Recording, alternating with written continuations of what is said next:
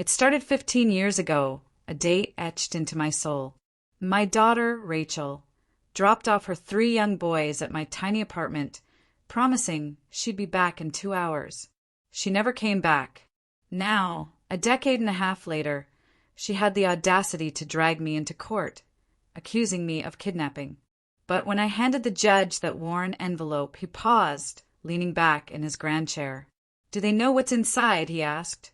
"Not yet," I answered, my voice a whisper against the hammering drumbeat of my heart. My hands trembled as I gripped the manila envelope, its thin paper holding the weight of a lifetime. Across the cold courtroom, Rachel sat, adjusting her designer blazer with the same detached precision she'd shown when she abandoned her children, my grandsons, all those years ago. This wasn't just about custody, it was a reckoning.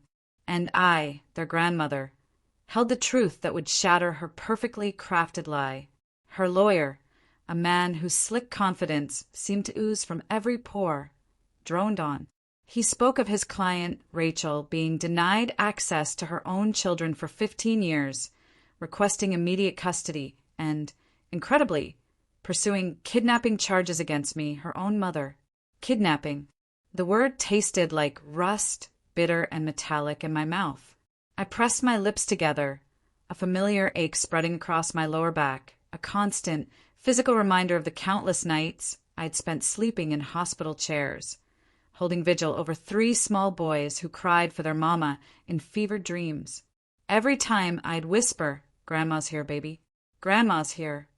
Judge Morrison, a man whose silver hair and deeply lined face spoke of 1,000 human dramas witnessed from his bench, leaned forward. "Mrs. Brown, you've been caring for these children since they were 3 years old." "Yes, Your Honor." My voice came out steadier than I felt. Behind Rachel, I caught a glimpse of my boys, my grandsons, now 17, towering over most of the adults in the room. Daniel sat between his brothers, his jaw clenched, a gesture that reminded me so painfully of their late father. Marcus had his hands folded, knuckles white, while David stared at the floor, as if willing himself to disappear into the worn courtroom carpet. They didn't know about the envelope yet. They didn't know what their mother had really done. And during this time, the judge continued, "The mother had no contact?" "She visited twice," I stated carefully, choosing my words. "Once when they were 8, asking for money." I paused, letting the implication hang in the air. "Once when they were 12, staying 3 days before leaving again." Rachel shifted in her seat, and for a flicker, I caught something in her eyes. Guilt, perhaps, or a nascent fear, before her mask of composure snapped back into place. She had always been beautiful, my daughter. Even now, at 38, she possessed an ethereal quality that made people want to protect her, to believe whatever story she chose to tell. It had taken me years to see past that beauty, to the cold calculation underneath. Her lawyer cleared his throat.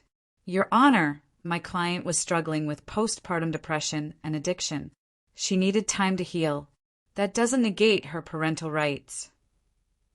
"Postpartum depression," he said, as if that explained abandoning 3 toddlers who cried themselves to sleep for months, who hoarded crackers under their beds because they feared there wouldn't be food tomorrow, who jumped at every sound, their young minds unable to distinguish between footsteps that might bring their mother home and those that might take them away again. "Mrs. Brown," Judge Morrison's voice pulled me back to the present. "Do you have documentation of your guardianship?" This was my moment. I stood slowly, my knees protesting after hours on the hard wooden bench. "I do, Your Honor, but I'd like to present something else first." I walked to the front of the courtroom, feeling Rachel's eyes burning into my back. The envelope felt impossibly light in my hands, considering the immense weight of what it contained. "What is this?" the judge asked, accepting it from me. "Proof," I said simply, "of what a mother truly is." Judge Morrison's eyebrows raised as he opened the envelope. I watched his expression shift as he pulled out the first photograph.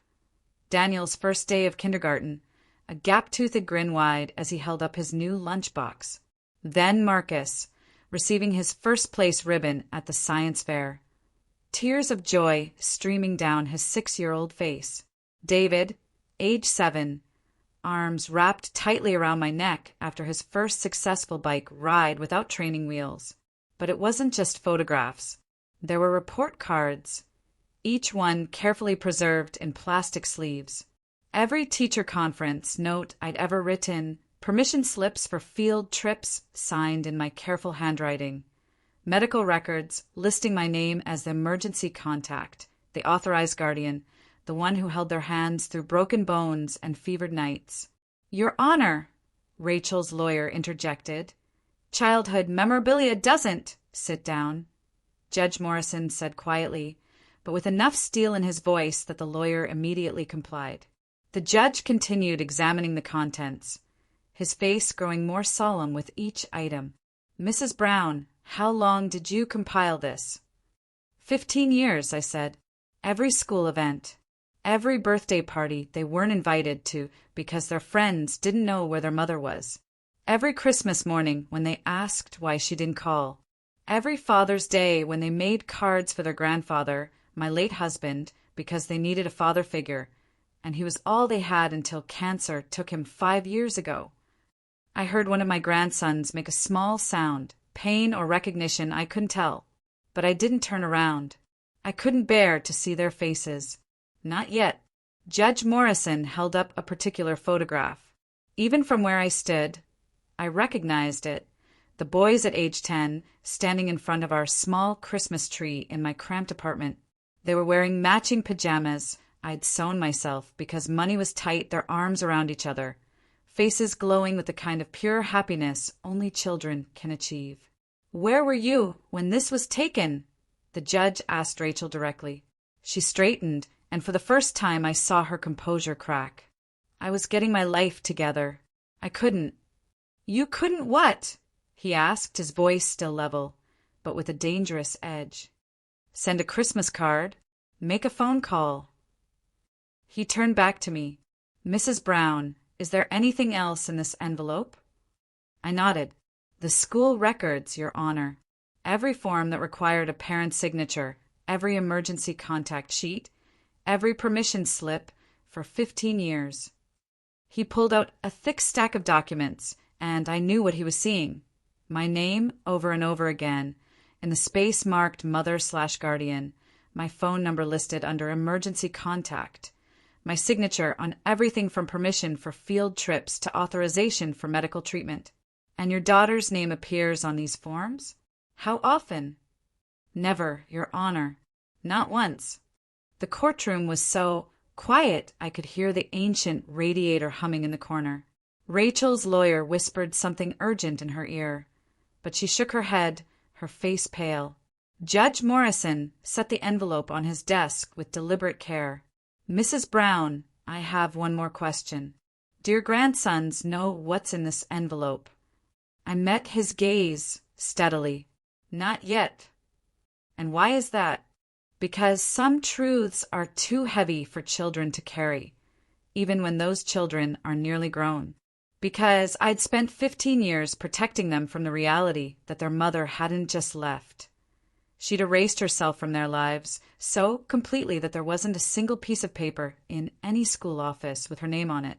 Because I wanted them to have the chance to know their mother without the weight of my judgment," I explained. "But they're old enough now to understand the truth." The judge leaned back in his chair, and something in his expression told me he'd already made his decision. But before he could speak, Rachel stood abruptly. I made mistakes," she said, her voice breaking, "but they're still my children. I gave birth to them. I love them." I turned to look at her, to really look at her.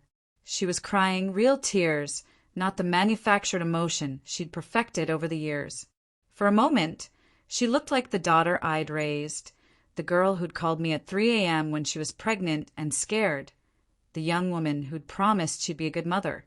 But then I remembered the weight of 3 small bodies curled against me during thunderstorms, the pride in their eyes when I cheered at their baseball games, the way they'd started calling me Mama Grandma when they were 5 because I was the only mother they'd ever really known. Love, I said quietly, is not a feeling. It's a choice you make every single day. Judge Morrison nodded slowly. Mrs. Brown, step back, please. I need to speak with the boys. My heart hammered against my ribs as I watched my grandson stand. 3 identical faces, their father's dark eyes and stubborn jaw, but something of me in the set of their shoulders, the way they moved protectively closer to each other. They approached the bench, and I held my breath. Daniel, Marcus, David, the judge said gently, I know this is difficult, but I need to ask you directly. Do you want to live with your mother? The silence stretched like a taut wire. Finally, Daniel, always the spokesman for his brothers, cleared his throat. Your Honor, he said, his voice deeper than I expected, we don't really know her. Those 6 words hung in the air like a death sentence. I saw Rachel flinch as if she'd been struck, saw her lawyer close his eyes in defeat. But it was what Daniel said next that would haunt me for the rest of my life. But we'd like the chance to try. The words echoed in the sudden silence of my cramped apartment as I set down 3 mugs of hot chocolate, a ritual I'd maintained every evening for 15 years. Daniel's declaration in the courtroom had earned them a 2-week trial period with Rachel. 2 weeks to decide if they wanted to pursue a relationship with a mother who'd walked away when they still wore diapers. Grandma, you're shaking, Marcus observed, his gentle nature always attuned to others' emotions. At 17, he'd inherited his father's analytical mind, but coupled it with an empathy that sometimes worried me. The world could be cruel to boys who felt too deeply. I looked down at my hands and realized he was right.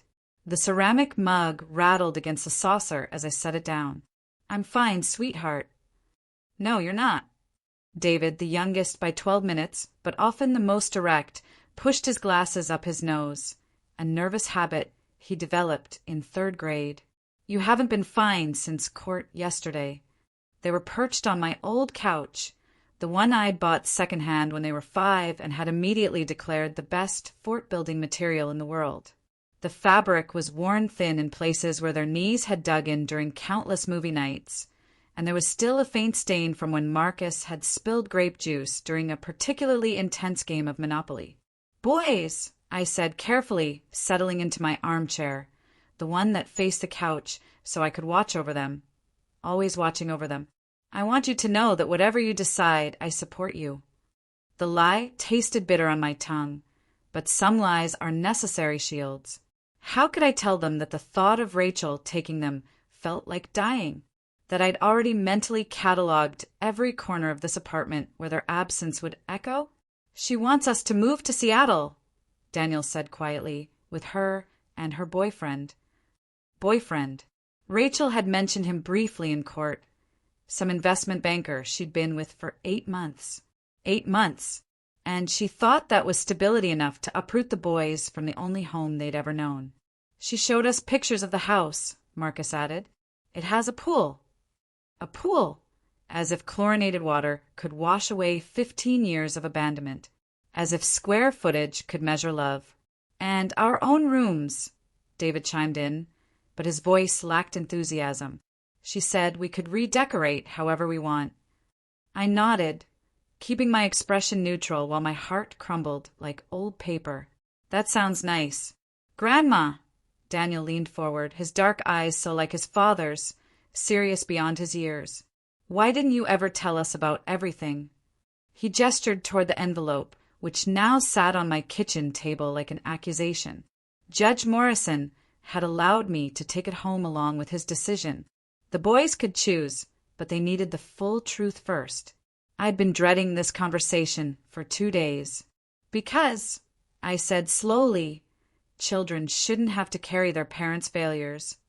We're not children anymore, Marcus said softly.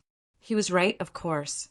Somewhere between helping them with algebra homework and teaching them to drive my ancient Honda Civic, they'd grown into young men. They towered over me now, their voices deep, their faces showing the angular planes of approaching adulthood. But in my heart, they were still 3-year-olds with tear-stained cheeks, asking when Mama was coming home. No, I agreed. You're not. I stood and retrieved the envelope, my fingers tracing its familiar edges. Inside were not just photographs and documents, but the weight of every choice I'd made, every sacrifice, every sleepless night, every moment I'd chosen their well-being over my own comfort. Your mother was 23 when you were born, I began, settling back into my chair, younger than you are now. Your father, God rest his soul, was deployed overseas. She was alone with 3 babies, and I failed her. The words came out cracked like glass under pressure. I'd never admitted this aloud, not even to myself. What do you mean? David asked. I was working 2 jobs then. Your grandfather had just been diagnosed with his first bout of cancer, and the medical bills were crushing us. When Rachel called, crying, saying she couldn't handle it anymore, I told her she needed to be stronger. I told her that motherhood required sacrifice. I pulled out a photograph, one I'd never shown them, Rachel at 24, gaunt and hollow-eyed, holding all 3 of them while they screamed. She looked like a ghost of herself. I should have seen that she was drowning, I continued. Should have moved in, taken leave from work, something. Instead, I gave her advice from my kitchen while she was falling apart in hers. That doesn't excuse what she did, Daniel said, and there was steel in his voice that reminded me painfully of myself. No, I agreed. It doesn't, but it explains it. Your mother didn't just abandon you. She abandoned the part of herself that was failing you. Some people run toward their problems, and some people run away. Rachel ran. Marcus was crying silently, tears tracking down his cheeks. David had gone very still, the way he always did when processing difficult emotions. Daniel's jaw was clenched, his hands fisted. So why come back now? Daniel asked. Why sue you for kidnapping? This was the part I'd hoped to avoid, but they deserved the truth. I reached into the envelope and pulled out a folder I'd kept separate from the rest. Legal documents I'd received just last month. Your father had a life insurance policy, I said quietly. A substantial one. It was set up to be released when you turned 18, with your mother as the beneficiary since she was listed as your guardian. The silence that followed was deafening. She's only here for the money, David whispered. We don't know that for certain. Yes, we do. Daniel stood abruptly, pacing to the window that overlooked the small courtyard where I'd taught them to ride bicycles. The timing isn't a coincidence, is it, Grandma? We turn 18 in 3 months. 3 months. The number hung between us like a countdown timer. There's something else, I said, hating myself for what I was about to reveal. She filed the paperwork to have me declared an unfit guardian 6 months ago, but she waited until now to serve it. Why? Marcus asked, though I could see in his eyes that he already knew. Because if I was found unfit, she would automatically regain custody, and as your legal guardian, she'd have access to the insurance money immediately, not when you turn 18. The betrayal hit them like a physical blow. I watched as the last traces of childhood, hope, drained from their faces, replaced by something harder, colder. It was like watching them age years in a matter of seconds. She never wanted us back, David said flatly. She wanted the money. We can't be certain of her motives, I said, though the words felt hollow even to me. Stop protecting her. Daniel snapped, whirling to face me. Stop protecting us. We're not babies anymore, Grandma. We can handle the truth. He was right, but the protective instinct I'd honed over 15 years was hard to suppress. I'd spent so long shielding them from Rachel's abandonment that I'd forgotten they were strong enough to face it. You're right, I said quietly. I'm sorry. Daniel's anger deflated as quickly as it had risen. He crossed the room and knelt beside my chair, taking my hands in his much larger ones. Don't apologize for loving us. The simple words broke something open inside me, and tears I'd been holding back for days finally spilled over. These boys, these young men, had been my entire world for 15 years. I'd poured everything I had into raising them, had sacrificed my retirement savings, my social life, my own dreams to give them stability and love, and they'd grown into remarkable human beings despite the circumstances of their early childhood. What happens now? Marcus asked softly. I wiped my eyes and straightened my shoulders. Now you decide. You have a choice to make, and whatever you choose, I'll respect it. Even if we choose her? David asked. The question pierced my heart, but I met his gaze steadily. Even then, because that's what love really was, not possession, but the willingness to let go when it served the other person's best interests, even if it destroyed you in the process. We need some time, Daniel said, to think. I nodded, understanding. They filed toward their shared bedroom, the small space where I'd somehow managed to fit 3 twin beds and their accumulated belongings of 17 years. I heard their voices through the thin wall, low and serious. The sound of boys becoming men in the span of a single conversation. I sat alone in my living room, surrounded by the evidence of our life together. Their school awards on the wall, family photos on every surface, the chaos of homework and sports equipment that somehow made the cramped space feel like home. My phone buzzed a text message from Rachel. The boys seemed upset when I dropped them off. I hope you're not poisoning them against me. We need to talk before their decision. Can you meet me tomorrow? I stared at the message for a long time, feeling something cold and sharp crystallize in my chest. She wanted to talk. After 15 years of silence, after a legal battle that had cost me my last savings, after trying to steal the children I'd raised, she wanted to talk. I typed back, Rosewood Cafe, 2 p.m. Then I set the phone aside and began planning what would be my daughter's final lesson in consequences. The Rosewood Cafe had been Rachel's favorite place when she was 16, back when she still called me Mom, instead of using my first name like a stranger. I chose it deliberately, wanting her to remember who she used to be before greed calcified her heart into something unrecognizable. I arrived early, claiming the corner table where she used to do her homework while I worked the evening shift at the diner across the street. The irony wasn't lost on me. I'd spent her entire childhood juggling multiple jobs to provide for her, only to watch her abandon her own children the moment things became difficult. At exactly 2 p.m., Rachel walked in, wearing a cream-colored coat that probably cost more than I spent on groceries in 3 months. She'd always been beautiful, but there was something artificial about her now, like a photograph that had been retouched too many times. Success suited her, I had to admit, even if it was built on the foundation of abandoning her responsibilities. "Mom," she said, sliding into the seat across from me. The word sounded rehearsed, like she'd practiced it in the mirror. "Rachel." I kept my voice neutral, studying her face. At 38, she still looked young, but there were lines around her eyes that makeup couldn't quite hide. Guilt, perhaps, or just the natural erosion of time. She ordered a skinny latte with oat milk. Of course she did, while I stuck with black coffee. Some things never changed. "The boys seemed confused," she began once the waitress left. "I can tell you've been filling their heads with your version of events." My version, as if there were multiple interpretations of abandonment, as if the truth was somehow negotiable. "I told them the facts," I said quietly. "Nothing more. Facts can be presented in different ways." She leaned forward, her voice taking on that wheedling tone I remembered from her teenage years when she wanted something. "You have to understand, I was sick after they were born. Postpartum depression is a real medical condition. You couldn't call for 15 years.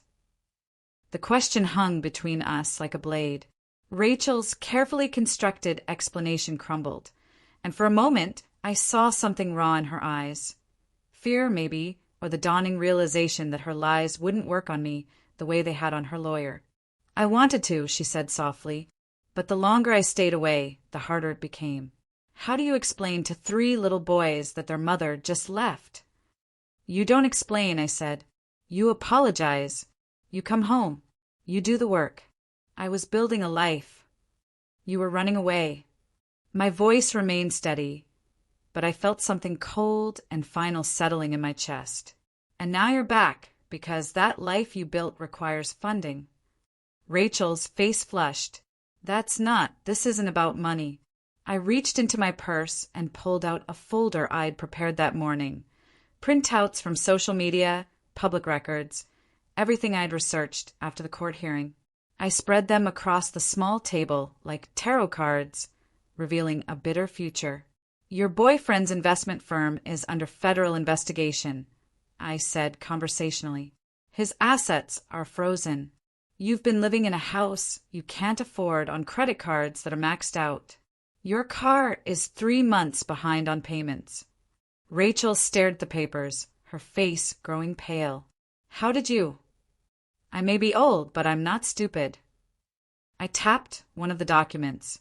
You filed for bankruptcy protection 2 months ago, the same week you had me served with custody papers.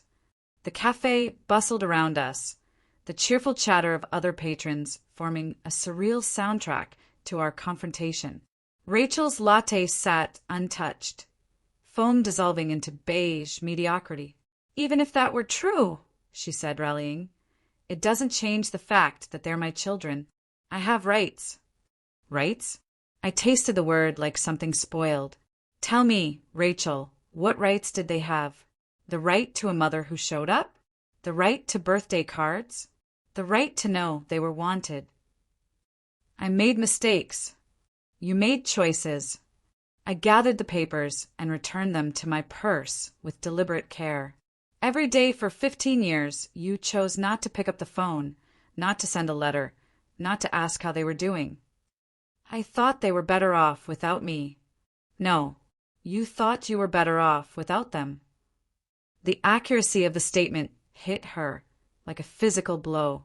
I watched her composure crack, watched the mask slip just enough to reveal the selfish girl who had always lurked beneath my daughter's pretty surface.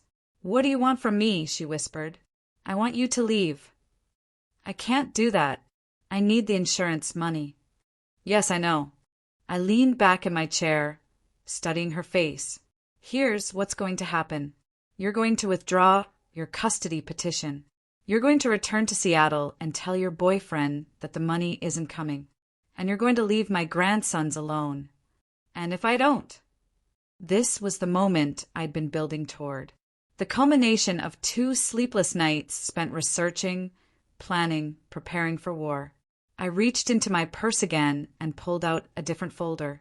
This one thicker, more substantial. Then I'll destroy you. Rachel laughed, a sound like breaking glass. With what? You're a 62-year-old woman living in a studio apartment. What could you possibly? I opened the folder and began laying out photographs. Not the sweet family moments from the envelope I'd shown the judge, but something else entirely. Screenshots from social media posts, credit card statements, hotel receipts, all obtained through perfectly legal means by a private investigator I'd hired with my last $1,000. This is you in Cabo last spring, I said conversationally, pointing to a photo of Rachel on a yacht, champagne glass raised in celebration. Same week Marcus was in the hospital with pneumonia. I called every number I had for you. You never answered. Rachel's face went ashen. This is your credit card statement from that trip. $15,000 on spa treatments and shopping while I was working double shifts to cover his medical bills. I moved to the next document. And this is particularly interesting. Your marriage certificate to a man named Robert Hastings, dated 3 years ago. Apparently you've been married this whole time, not just dating your boyfriend. How did you? Public records. Amazing what you can find when you actually bother to look. I spread out more papers. Your husband, Robert, is the one under federal investigation, by the way. Wire fraud, money laundering, tax evasion. The kind of charges that carry serious prison time. Rachel was shaking now, her hands pressed flat against the table. What do you want? I want you to understand something very clearly, I said, my voice dropping to barely above a whisper. Those boys have been my whole world for 15 years. I have sacrificed everything, my savings, my retirement, my health, my social life, to give them the stability you couldn't provide. I will not let you waltz back into their lives and destroy them for money. They said they wanted to try. They said that because they're good boys with kind hearts who still hope somewhere deep down that their mother might actually love them. I began gathering the papers. But you and I both know that's not why you're here. You can't prove. I can prove all of it. I closed the folder with a snap. Your financial situation, your marriage, your complete absence from their lives until it became financially advantageous to return. I have documentation of every lie you told in court. Rachel stared at me as if seeing me for the first time. You're not the same person who raised me. No, I agreed. That woman was too trusting, too willing to believe that people could change. I stood, shouldering my purse. The woman sitting across from you now has been forged by 15 years of putting 3 children to bed every night while they asked why their mother didn't love them enough to stay. I do love them. Love is not a feeling, Rachel. Love is showing up. Love is sacrifice. Love is putting someone else's needs before your own, even when it's hard, especially when it's hard. I looked down at her, this stranger who shared my blood but none of my values. You don't know what love is. I turned to leave, but her voice stopped me. What if I fight you? What if I take this to trial? I turned back, and something in my expression must have frightened her, because she pressed herself back into her chair. Then I'll take everything to the media. The abandoned children, the missing mother who returned for money, the criminal husband, the bankruptcy, all of it. And when your reputation is destroyed and your husband goes to prison, and you have nothing left, I'll make sure the boys know exactly what kind of person their mother really is. You wouldn't do that to them. Try me. I walked out of the cafe into the crisp afternoon air, leaving Rachel sitting alone among the ruins of her carefully constructed lies. My hands were steady now, my purpose clear. She had 15 years to prove she was a mother. Now she had 15 hours to prove she was smart enough to walk away. But as I drove home to my grandsons, I knew with cold certainty that she wouldn't leave quietly. People like Rachel never did. They always had to push, to test boundaries, to see how much they could take before the world finally said no. Fortunately, I was ready for whatever came next. The call came at 6:07 a.m., jarring me from the first decent sleep I'd had in weeks. I fumbled for my phone, my heart immediately racing with the panic that comes from 17 years of being the emergency contact for 3 active boys. Mrs. Brown, the voice was professional, clipped. This is Detective Sarah Martinez with Seattle PD. I'm calling about your daughter, Rachel Brown Hastings. The formal tone told me everything I needed to know before she said another word. I sat up in bed, my bare feet finding the cold hardwood floor. What's happened? She was arrested last night on charges related to her husband's federal case. Wire fraud, conspiracy, money laundering. There was a pause. She's asking for you to contact her attorney. I closed my eyes, feeling something that wasn't quite satisfaction settle in my chest. More like inevitability, like watching a house collapse that had been built on sand from the beginning.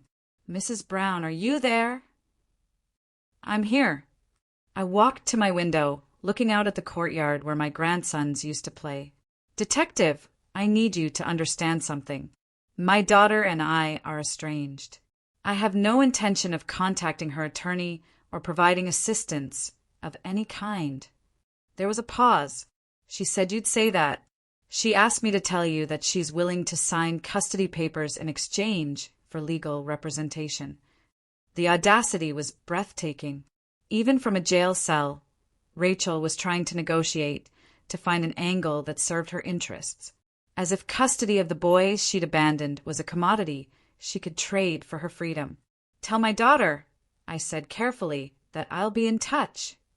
I hung up and sat in the silence of my small apartment, watching dust motes dance in the morning light. Through the thin walls, I could hear my grandsons stirring, the familiar sounds of 3 young men getting ready for school. Marcus's gentle humming as he showered, David's muttered complaints about his calculus homework, Daniel's careful movements as he tried not to wake his brothers. They didn't know yet.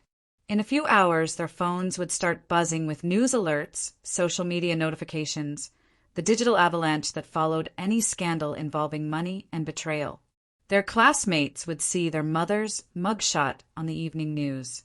Their teachers would look at them with that particular blend of pity and curiosity reserved for children of criminals. I had to tell them first. "Boys," I called softly, tapping on their bedroom door. "Can you come out here? We need to talk." They emerged in various stages of readiness. Daniel fully dressed for school, Marcus in pajama pants and a t-shirt, David with his hair sticking up at impossible angles. One look at my face told them this wasn't about chores or schedules. "Sit down," I said gently.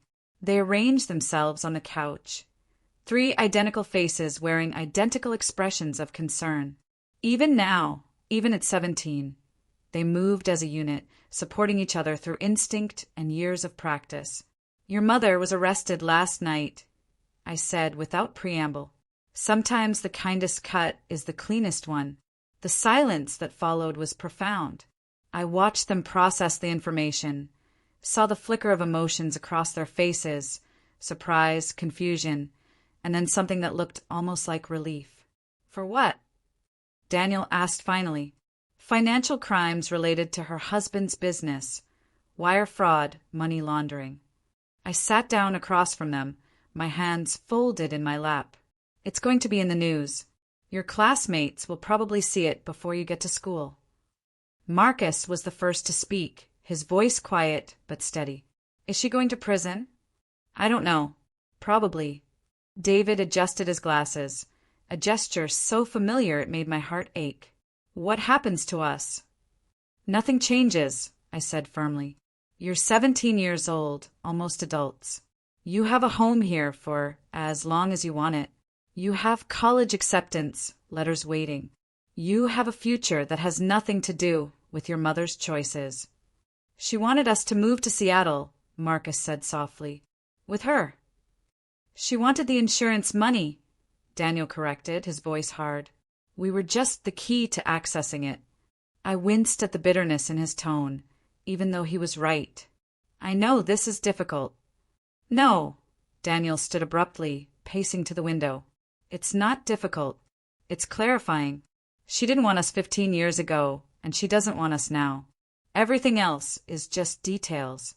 His brothers nodded, and I saw something I'd never expected. Not grief or anger, but a kind of grim peace, as if a question they'd carried their entire lives had finally been answered definitively. "Grandma," David said carefully, "what did you do?" The question caught me off guard. "What do you mean?" "You knew this was going to happen," Marcus said. "Yesterday, when you left to meet her, you looked different, determined." I studied their faces. These boys who knew me better than anyone in the world. They'd inherited their father's intelligence and their grandfather's intuition. Of course they'd noticed. "I gave her a choice," I said finally. "Leave voluntarily or face the consequences of her actions." "And she didn't leave," Daniel observed. "No, she didn't. So you destroyed her." The words hung in the air like an accusation. I waited for the judgment, the horror, the disappointment that their grandmother had become someone capable of such calculated ruthlessness. Instead, David smiled, a small, sad expression that somehow conveyed both approval and sorrow. "Good," he said quietly. "David, no, Grandma. She had 15 years to be our mother. 15 years to call, to visit, to care. Instead, she shows up when we're about to inherit money and tries to take us away from the only parent we've ever really known." His voice grew stronger.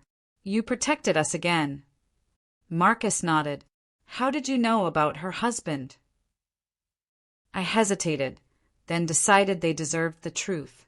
"I hired a private investigator after the custody hearing. I needed to understand why she'd really come back." "That must have been expensive." "It was my last $1,000, I shrugged. Money well spent. They exchanged glances, that wordless communication that had always amazed me. Finally, Marcus spoke for all of them. "We're not going to school today. Boys, you can't miss. We're staying home with you," Daniel said firmly. "Today is going to be hard enough without dealing with questions from classmates and teachers." David was already reaching for his phone. "I'll call in sick for all of us." I wanted to protest, to insist they maintain their normal routines.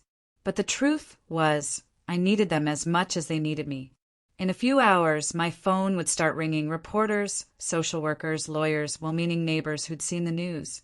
Having my grandsons by my side would make facing that storm easier.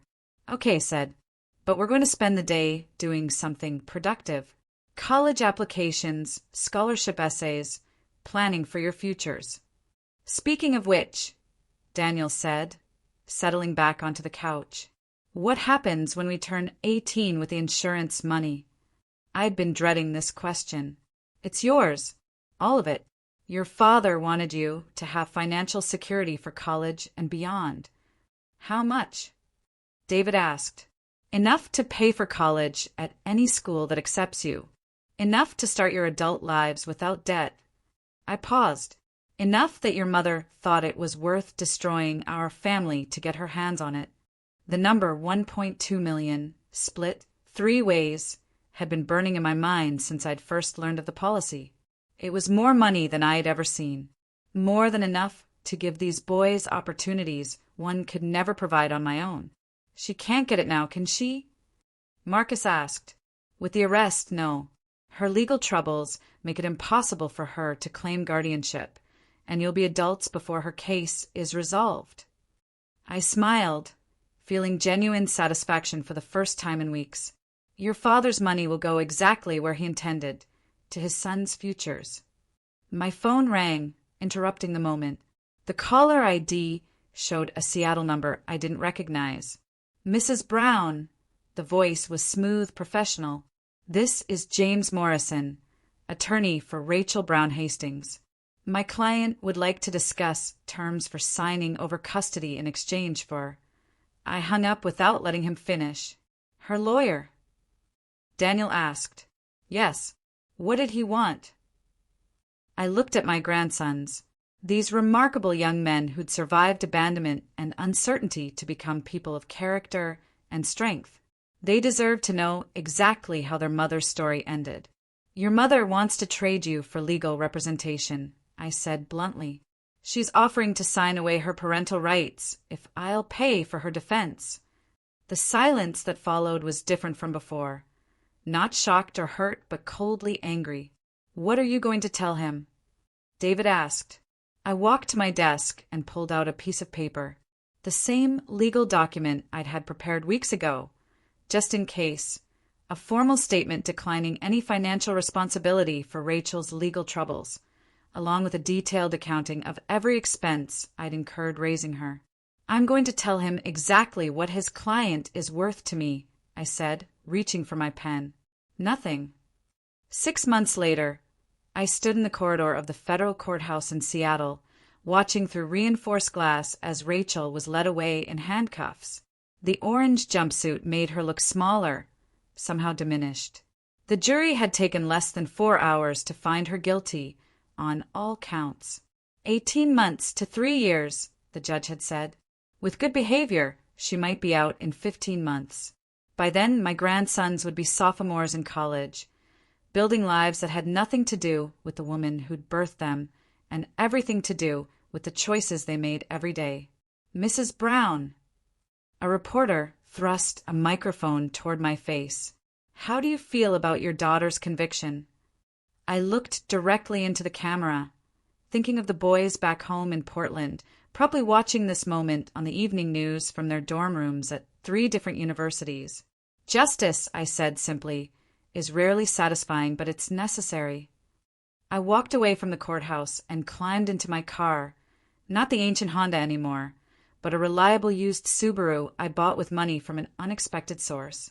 The boys had insisted, using part of their insurance inheritance to ensure I had safe, dependable transportation. "Grandma!" Daniel had said when he handed me the keys. "You've given us everything. Let us give you this." The drive back to Portland took 4 hours, giving me time to reflect on everything that had changed since that morning in the courtroom when I had first pulled out the worn envelope. The apartment felt different now, quieter without the constant bustle of 3 teenagers, but not empty.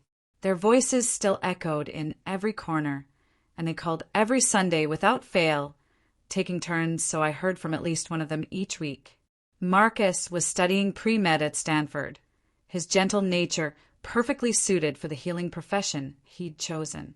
David had followed his love of technology to MIT, where his professors marveled at his intuitive understanding of complex systems. And Daniel was at Northwestern, studying journalism with a focus on investigative reporting. "I want to expose the truth," he told me, "like you did with Mom." My phone rang as I unlocked my apartment door. Daniel's number. "Grandma, we saw the news. All of us. Marcus called a conference. We're all here." I could hear voices in the background. My boys, together despite being scattered across the country. Modern technology had its advantages. "How are you feeling?" This was Marcus, his voice gentle as always. "Relieved," I said honestly. "Closure has a weight to it." "Good," David's voice was firm. "She made her choices. Now she gets to live with them." There was a pause, and then Daniel spoke again. "Grandma, we have something to tell you. We've been planning this for weeks." My heart skipped. At 63, I'd learned to be wary of surprises from the boys I'd raised. They had a tendency toward grand gestures. "We're all flying home for Thanksgiving," Marcus said. "But that's not the surprise. We bought a house," David announced. "Well, we made an offer, 4 bedrooms, 2 bathrooms, a real kitchen with room for all of us to cook together." I sank into my armchair, the one that had witnessed countless homework sessions and midnight conversations. "Boys, you can't just—" "It's in your name," Daniel interrupted. "Completely paid for. We used our inheritance money. And before you argue, remember that Dad's insurance was meant to secure our futures. Our future includes you, Grandma. It always has." Tears I hadn't expected began tracking down my cheeks. "You can't just—" "We already did," Marcus said gently. "The closing is next month. We'll all be home for winter break to move you in." "But your education is paid for," David said. "We set aside enough for tuition, living expenses, everything. The house money is separate. We planned this carefully, Grandma. We learned from the best." I thought of all the sacrifices I'd made over the years. The missed meals so they could eat, the secondhand clothes so they could have new school supplies, the empty savings account that had funded their dreams. They'd been watching, learning, understanding what family really meant. "Besides," Daniel added, and I could hear the smile in his voice, "we'll need somewhere to bring our future wives to meet their grandmother-in-law. This apartment is way too small for that kind of intimidation." I laughed through my tears, imagining these 3 remarkable young men someday bringing partners home, continuing the cycle of love and protection that had defined our little family. "There's something else," Marcus said quietly. "We've been talking, and we want to legally change our last names to Brown, your name." The silence stretched between us, heavy with 15 years of shared history. They were honoring me in the most profound way possible, claiming me as their mother as they had already claimed me in their hearts. "Are you sure?" I whispered. "We've never been more sure of anything," Daniel said firmly. "You're our mother in every way that matters. It's time the paperwork reflected that reality." I closed my eyes, overwhelmed by the completeness of this moment. Rachel had lost everything: her freedom, her money, her children, her dignity. And in losing it all, she'd inadvertently given me the greatest gift possible, the absolute certainty that the boys I'd raised knew the difference between the woman who'd given birth to them and the woman who truly loved them. "What about your father's name?" I asked. Thompson was his family name. "We'll hyphenate," David said. "Thompson Brown." We'll carry both legacies, Dad's love and your sacrifice. 3 months later, I stood in the kitchen of our new house, a warm, welcoming space with granite countertops and windows that looked out over a garden where I was already planning to plant vegetables. The boys were home for winter break, filling the house with laughter and chaos and the particular brand of loving noise that only family can create. Daniel was at the kitchen table, laptop open, working on an article about parental abandonment and the grandparents who step in to fill the void. It's an epidemic, he told me. What you did for us, millions of grandparents are doing the same thing, sacrificing their golden years to raise their children's children. Marcus was teaching David how to make their grandfather's famous wontons, their heads bent together over the kitchen counter as they worked. The sight made my heart ache with happiness, continuity, tradition, love passed down through generations. My phone buzzed with a text message from an unknown number. Against my better judgment, I opened it. Asterisk, please. I know I don't deserve forgiveness, but I need to try to make amends. The boys are my children too. Asterisk, it was Rachel. She'd found a way to message me from prison. The audacity was breathtaking even now. I showed the message to Daniel, who read it with the same cold analysis he brought to his investigative work. What do you want to do? He asked. I looked around at our warm, bustling kitchen, at Marcus patiently correcting David's folding technique, at the refrigerator covered with college acceptance letters and graduation photos and pictures from family dinners, at the evidence of a life well lived and love well given. Nothing, I said, deleting the message. She had her chance to be their mother. She chose money instead, and us? Daniel asked, what did we choose? I smiled, pulling him into a hug that somehow managed to encompass all three of my boys, all the years we'd struggled and survived and thrived together. You chose love, I said. You chose family. You chose each other. That evening, as we sat around our new dining room table, sharing wontons and stories and plans for the future, I felt something I'd never experienced before. Complete peace. The woman who'd raised 3 abandoned toddlers in a cramped apartment had evolved into something stronger, wiser, more purposeful. Rachel had taught me one final lesson, though she'd never intended it. Sometimes the greatest gift you can give someone is the opportunity to discover their own strength. Her abandonment had forced me to become the mother she'd never been, the protector she'd never chosen to be, the foundation these boys had needed to build their remarkable lives. As I looked around the table at my sons, because that's what they were now legally and completely, I realized that revenge had been unnecessary. Rachel's punishment wasn't the prison sentence or the financial ruin or the public humiliation. Her punishment was missing this. Missing the joy on Marcus's face when he talked about his medical school interviews. Missing David's excitement about his internship at a tech startup. Missing Daniel's passionate defense of social justice over dinner conversation.